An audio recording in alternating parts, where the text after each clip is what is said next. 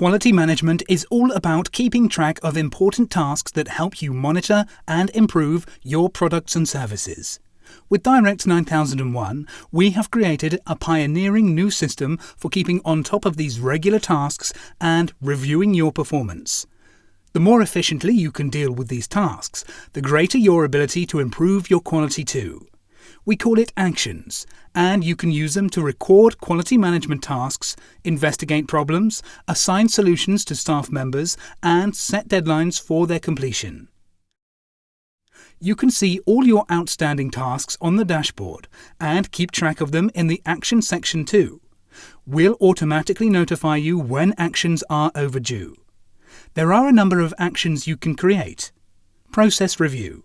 Analyze the performance of each process and make changes to improve it. Scheduled audit. An internal review of each part of your quality management to ensure its working efficiency. We've assigned these audits to specific months and will notify you when they're due. Complaint. When you receive complaints or customer satisfaction scores below 15 points, you can investigate what went wrong and implement changes to prevent it from happening again. Business continuity. When a section in your business continuity plan requires a task to be carried out. Equipment failure. The repair or replacement of operation-critical equipment, investigating the failure and preventing future problems. Purchase order problem. When something you have purchased is delivered damaged or faulty, investigate the issue and track its replacement. Management review.